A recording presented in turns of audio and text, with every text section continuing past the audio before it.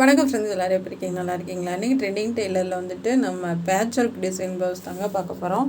இது ரொம்ப சூப்பராக இருக்கும். இந்த மாதிரி பேட்ச் ஒர்க் வாங்கி நம்ம பண்ணலாம். இது ரேட்டும் கம்மி தான் நமக்கு.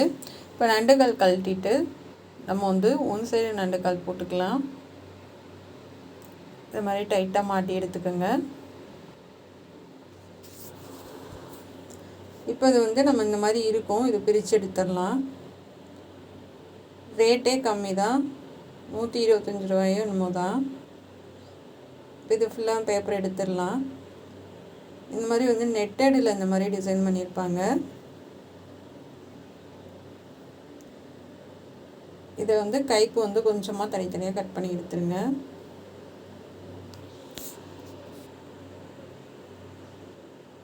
இந்த மாதிரி கொஞ்சம் நீங்கள் வந்து ஓரத்தில் கட் பண்ண வேணாம், அதை அப்படியே நீங்கள் மடித்து தைச்சிருங்க. ஏன்னா நான் வந்து கட் பண்ணது வந்து கொஞ்சம் வந்து நமக்கு பிரிஞ்சு ஈஞ்சிட்டு வர மாதிரி ஆயிடுச்சு. நீங்கள் வந்து அந்த நெட்டடுக்கு அந்த கிளாத்து கட் பண்ணாமல் அப்படியே மடித்து தைச்சிடுங்க. இதை வந்து கரெக்டாக கட் பண்ணி எடுத்துக்கலாம். ஏன்னா இந்த கீழே ஓரத்தில் இருக்க நெட்டடு மட்டும் நம்ம அப்படியே அந்த மெட்டீரியல் மட்டும் அப்படியே நம்ம வந்து மடித்து அப்படியே ஒரு தையல் போட்டுருங்க, நின்றுக்கும். இது மாதிரி தனித்தனியாக கட் பண்ணி எடுத்துருங்க. இது வந்து கை வந்து சென்டர் அடையாளப்படுத்திடலாம். லைனிங் கிளாத்து மடித்து ஒரு தையல் போட்டிருக்கேன். இது கரெக்டாக சென்டரில் வச்சு ஒரு தையல் போட்டுக்கலாம்.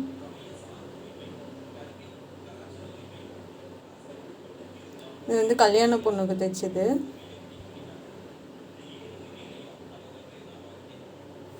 நிச்சயத்துக்காக இந்த ப்ளவுஸ் தைச்சதுங்க. ரொம்பவே அழகாக வந்துடுச்சு.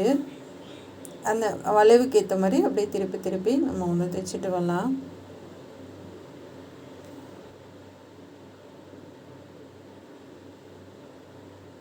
அவ்வளோதாங்க.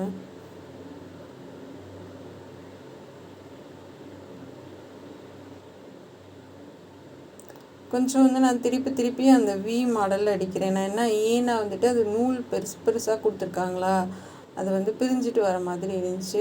இந்த மாதிரி டிசைன் பண்ண மாதிரி திருப்பி நான் தைச்சிட்டு வரேன். இந்த மாதிரி வி டிசைன் போட்டு எடுத்துக்கலாம். ஒன்றுமே தெரியாதானா, அது கரெக்டாக நின்றுக்கும் நமக்கு. 2 கைக்கும் இது மாதிரி போட்டு எடுத்துக்கோங்க.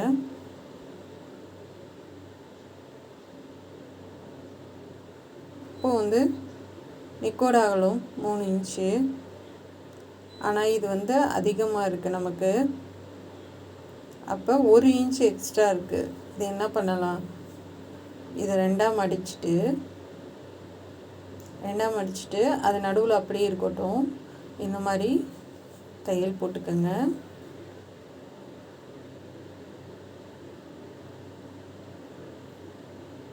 கரெக்டாக வச்சுட்டு தையல் போட்டுக்கோங்க. இது வந்து கொஞ்சம் உங்களுக்கு அகலம் குறையும். லாஸ்ட்டு வரைக்கும் தையல் போட்டு எடுத்துக்கலாம்.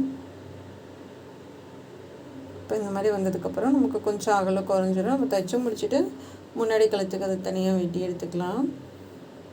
இப்போ நிக்கோட உயரம் வந்து 10 இன்ச்சு. ஆனால் இது கொஞ்சம் கம்மியாக தான் இருக்குது. நான் வந்து கொஞ்சம் கீழே இறக்கி வைக்கிறேன். மேலே இந்த ஷோல்டர் அளவுக்கு 1/2 இன்ச்சுக்கு வந்து நம்ம கீழே இறக்கி வைக்கிறோம். இப்போ இதான் ப்ளவுஸ் கிளாத்து. ஒரு தையல் போட்டுக்கலாம். அப்படியே மேல் பக்கமாக வச்சு நான் ஒரு தையல் போடுறேன். ஒன் சைடு நண்டுகள் மாற்றிக்கோங்க. அது ஸ்டோன் கொடுத்துருக்காங்க, அதை அப்படியே எஜ்ஜிலேயே வச்சு தையல் போட்டுவாங்க. அந்த வளைவுக்கு ஏற்ற மாதிரி திருப்பி கொடுங்க.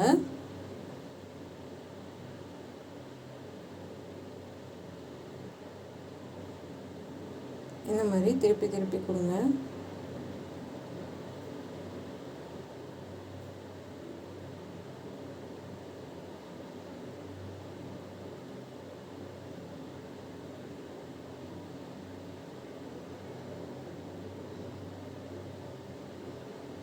அவ்வளோதாங்க. இதே மாதிரி எல்லா வளைவுக்கும் நம்ம வந்து திருப்பி கொடுத்து தைச்சி எடுத்துக்கலாம்.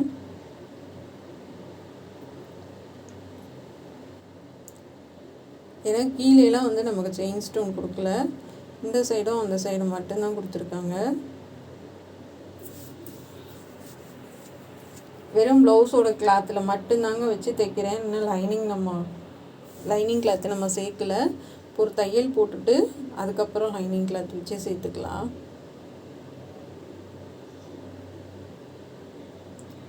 இப்போ வந்து லைனிங் வச்சு சென்டரில் மட்டும் லைனிங் வச்சுருக்கேன். இப்போ மேல் பக்கமாக, அதாவது வந்து ப்ளவுஸில் தானே நம்ம தையல் போட்டிருக்கோம். இப்போ அது உள்பக்கம் வந்து உங்களுக்கு தெரியும். அடியில் லைனிங் கிளாத் வச்சுட்டு சென்டரில் தான் நமக்கு வந்து அந்த டிசைன் இருக்குது. இப்போ அந்த தையல் மேலே நம்ம போட்டோம் இல்லையா, தையல் மேலேயே தையல் அப்படியே போட்டுவாங்க.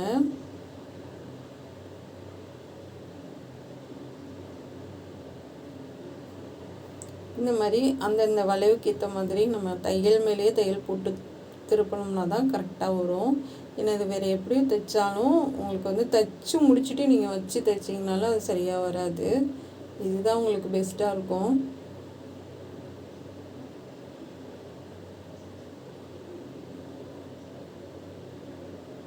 ரொம்ப பொறுமையாக பண்ணணுங்க, அவசரப்படக்கூடாது. ரொம்ப பொறுமையாக பண்ணிங்கன்னா தான் வந்துட்டு அந்த டிசைன் வந்து நமக்கு கரெக்டாக கிடைக்கும். இந்த மாதிரி வந்து நம்ம ஓடு தையல் போட்டிருக்கோம் இல்லையா, கட் பண்ணி எடுத்துக்கலாம். இப்போ வந்து நமக்கு நெக்கோட அகலம் வந்து கம்மியாயிருச்சு, சரிங்களா? எவ்வளோ 1 இன்ச் எக்ஸ்ட்ரா இருந்துச்சா, நம்ம பிடிச்சிடிச்சிட்டு தைக்கட்டி நமக்கு கம்மியாயிரும். இப்போ அங்கங்கே கட் பண்ணி விடுங்க. இப்போ அந்தந்த வளைவுக்கு ஏற்ற மாதிரி கார்னர் இருக்கும் இல்லையா, அதெல்லாம் சேர்த்து கட் பண்ணுங்கள். திருப்பிட்டு 2 கால் நான் மாற்றலன்னும் நல்லா இந்த மாதிரி திருப்பி விட்டுருங்க. இப்போ மறுபடியும் நான் 2 கால் நார்மலாக இருக்கிறது போட்டிருக்கேன். இப்போ மேலே வந்து கொஞ்சம் வந்து நமக்கு கேப் இருக்குது. அதுக்கு வந்து நான் ஒரு ஐடியா சொல்கிறேன் பாருங்க. திருப்பி அந்த எட்ஜிலேயே அப்படியே தையல் போட்டுவாங்க. ரொம்ப பொறுமையாக போடணும். அந்த ஸ்டோன் ஒர்க் இருக்குது பார்த்திங்களா, அந்த சப்போர்ட்டில் வந்து நமக்கு 2 கால் நின்றுக்கும். அந்த எட்ஜில் நம்ம தையல் போடுறப்ப உங்களுக்கு எதுவும் ஆகாது. ஏன்னா ஆரி ப்ளவுஸ்க்கு எல்லாத்துக்கும் நான் இந்த மாதிரி தான் போடுவேன். அதனால் இதுக்குமே நான் அப்படியே போட்டுட்டேன். அதுக்கேற்ற மாதிரி அந்த வளைவுக்கு அப்படியே திருப்பி தைச்சிடலாம்.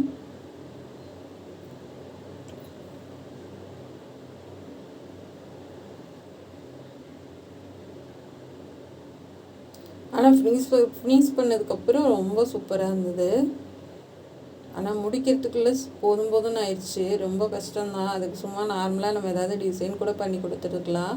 கொஞ்சம் வேலை அதிகம் தான். இருந்தாலும் அவங்க பொண்ணு வீட்டுக்காரவங்க வந்து வாங்கிட்டு வந்து கொடுத்துட்டாங்க. நம்ம வேறு ஒன்றும் பதில் சொல்ல முடியல. ஏன்னா இதுக்கு என்ன வந்து காரணம், நமக்கு நெக்கு மட்டும் அகலக்கலமாக கொடுத்துட்றாங்க, பெருசாக கொடுத்துட்றாங்க. அந்த நெக்கை சரி பண்ணி தைக்கிறது தான் ரொம்ப பெரிய விஷயமா இருக்குது இதில். மற்றபடி ரேட்டெல்லாம் கம்மி தான். ரெண்டாவது கைக்கு இதுக்கெல்லாம் குட்டியாக தான் தர்றாங்க, சின்னதாக தான் இருக்குது. முன்னாடி கழுத்துக்கெலாம் நம்ம இதை வைக்கவே முடியாது. ஆனால் முன்னாடி கழுத்து இதை கட் பண்ணி தான் நம்ம இந்த காலி இடம் இருக்குது பார்த்திங்களா மேலே, அதில் வச்சு நான் மேட்ச் பண்ணேன் இதுக்கு.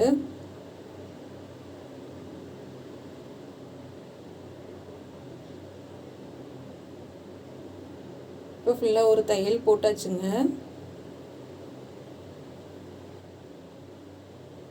இப்போ நெக்கு ரொம்ப அகலமாக இல்லை, நமக்கு நார்மலாக வந்துடுச்சு. இப்போ இது முன்னாடி இருக்கிறத கொஞ்சம் நெட்டடி கிளாத் விட்டுட்டு சுற்றியில் கட் பண்ணி எடுத்துக்கோங்க.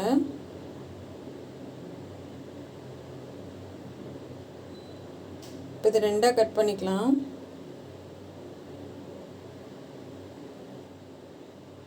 ஒரு சைடுக்கு வச்சா கூட நமக்கு போதும் தான்.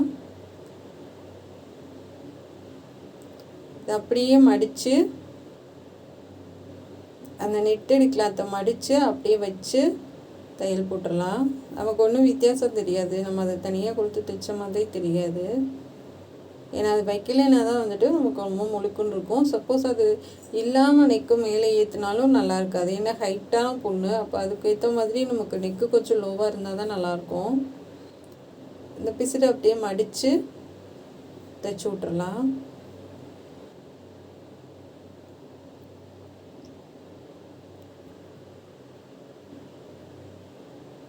இந்த மாதிரி மடித்து தைச்சி விட்ருங்க. இப்போ கொஞ்சம் மட்டும்தான் இந்த கிளாத்து கட் பண்ணுறேன், ஒட்டை கட் பண்ணாதீங்க. நான் சொன்ன மாதிரி அந்த நூல் வந்து பட்டை பட்டையாக பெருசு பெருசாக இருக்குது காப்பர் கலர் நூல். அதனால் அப்படியே ஈஞ்சிட்டு வந்துருச்சு. நான் அது கைக்கு வந்து பண்ணிட்டு தான் சொல்கிறேன். நெக்குக்கு வந்து நீங்கள் ஒட்டை பிடிச்சி வெட்டிடாதீங்க, அது ஒன்றுமே பண்ண முடியாது. அப்புறம் நம்ம மேலேருந்து தையல் போட்டு வரலாம். அது கரெக்டாக ஒட்ட அப்படியே அந்த நெட்டடு கிளாத்தை மட்டும் நல்லா மடிச்சு விட்டு அப்படியே தையல் போடுங்க. நல்லா தூக்கி விட்டு தையல் போட்டு வரலாம்.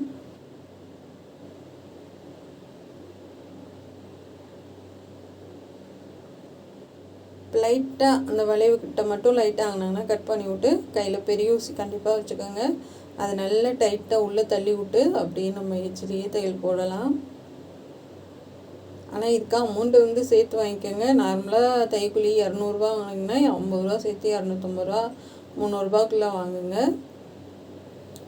கடை இந்த மாதிரி வச்சுருந்தீங்கன்னா 350 to 400 வரைக்கும் வாங்கலாங்க.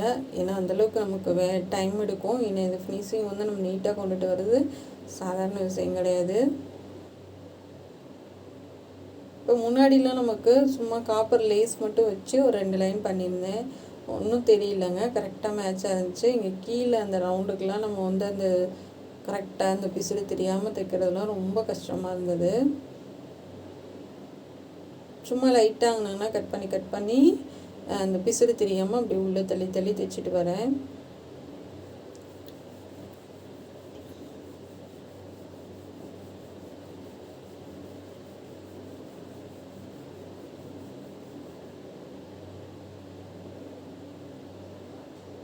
ஏன்னா அது நல்லா வளைவளைவாக அந்த பூ டிசைன் கொடுத்துருக்காங்க இல்லையா, அதில் மடித்து அது உள்ளே போகிறது தான் ரொம்ப கஷ்டமாக இருக்குது.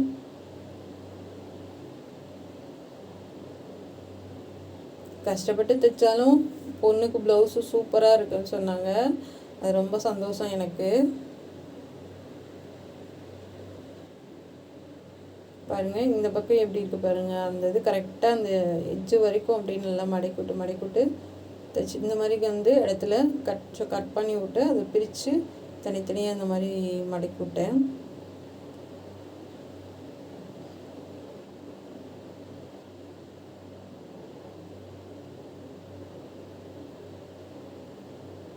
அவ்வளோதாங்க, இந்த மாதிரி தான் மடக்கி விடணும். அந்தந்த வளைவுக்கு இல்லாமல் ஏற்ற மாதிரி லைட்டாக கட் பண்ணி விட்டிங்கன்னா தனித்தனியாக வந்துடும் இல்லையா, அதை அப்படியே நீங்கள் மடக்கி விட்டுக்கோங்க.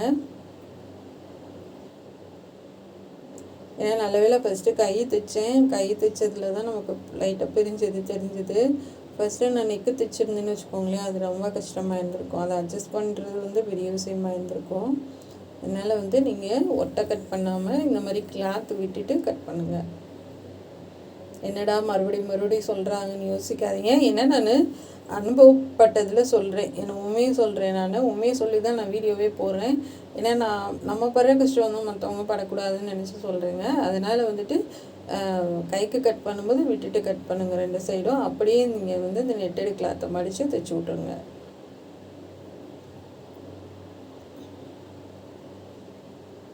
இப்போ ஃபுல்லாக நம்ம வந்து தையல் போட்டாச்சுங்க. ஃபுல்லாகவே வந்து ஃபினிஷ் பண்ணிட்டோம். பாருங்கள் அது அப்படியே தெரியுது டிசைனு. இப்போ வந்து முன்னாடி ஷோல்டரெல்லாம் ஜாயின் பண்ணிவிட்டு முன்னாடி ஹெம்மிங்க்கு ஒரு தையல் போட்டுக்கலாம். இந்த மாதிரி கொஞ்சம் விட்டுட்டு தைச்சிருக்கேன் நான். ஏன்னா பேக் சைடு ஃபுல்லாக நமக்கு முடிஞ்சு, ஃப்ரண்ட்டில் வந்து கொஞ்சம் விட்டுட்டு தைச்சோன்னா வந்துட்டு அதை தையல் போட்டு நம்ம மடித்து தைக்கிறதுக்கு சரியாக வரும். இந்த மாதிரி கட் பண்ணி விட்ருங்க. கட் பண்ணி விட்டிங்கன்னா உங்களுக்கு வந்து நல்லா லூஸாக இருக்கும் நெக்கு. நம்ம திருப்பி தைக்கிறதுக்கும் நல்லாயிருக்கும், ஹெம்மிங் பண்ணுறதுக்கும் நல்லாயிருக்கும். கட் பண்ணாமல் தைச்சிங்கன்னா கொஞ்சம் நெக்கு இழுத்துக்கிட்டு இருக்கும். அதனால் வந்து லைட்டாக அந்த வளைவுக்கிட்ட மட்டும் குட்டி குட்டியாக கட் பண்ணி விட்டுட்டு அப்புறமா தைங்க. திருப்பி வந்து இந்த எக்ஸ்ட்ரா பீஸில் கட் பண்ணி விட்டுறலாம். அவ்வளோதாங்க. இப்போ மடித்து எச்சிலே தையல் போடுங்க. இந்த மாதிரி எட்ஜில் தையல் போடுங்க.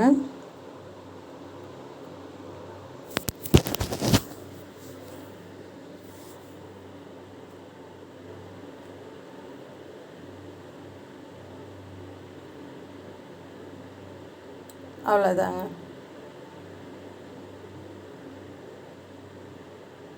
போட்டுட்டு நூலை ஒட்டை கட் பண்ணிடலாம். இப்போ முன்னாடி மட்டும் லேஸ் வச்சு கொடுத்துடலாம். காப்பர் கலர் லேஸ் வந்து நமக்கு ஒன்றும் தெரியாது, சேம் கலர்னால ஒரு லைன் லேஸ் வைக்கலாம். ஒன்றும் இல்லைன்னா 2 கூட வைக்கலாங்க. நல்லா மடிச்சு விட்டு தைச்சி விட்டுறலாம்.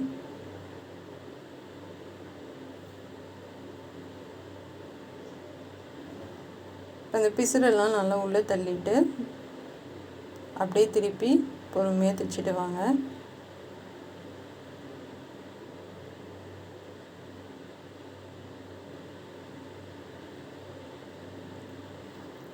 அவ்வளோதாங்க, செம்மையாக ஒரு டிசைன் ப்ளவுஸ் முடிச்சிட்டோம். கண்டிப்பாக அந்த ப்ளவுஸ் டிசைன் வந்து உங்களுக்கு பிடிக்கும்னு நினைக்கிறேன். இது முன்னாடி 2 சைடும் நான் லேஸ் வச்சுருக்கேன். நாட்டு வந்து மணி வச்சுருக்கேன், அது அவங்க வாங்கி கொடுத்தாங்க. இது பேக் சைடு. இதுதான். பிடிச்சிருந்தா சப்ஸ்கிரைப் பண்ணுங்கள். நம்ம சேனல் பார்க்குறதுக்கு நன்றி. இந்த டிசைன் ப்ளவுஸ் எப்படி இருக்குன்னு கமெண்டில் சொல்லுங்கள். Thank you friends. பாருங்கள், ஃபினிஷிங் எவ்வளோ நீட்டாக இருக்குன்னு. நெக்கும் நமக்கு அகலம் இல்லாமல் நார்மலாக கிடச்சிருக்கு. இதே மாதிரி ஒரு விஷயத்துக்கும் நம்ம யோசித்து பண்ணோன்னா ப்ளவுஸ் வந்து பிரச்சனையாகாமல் நம்ம நீட்டாக பண்ணலாங்க. Thank you friends.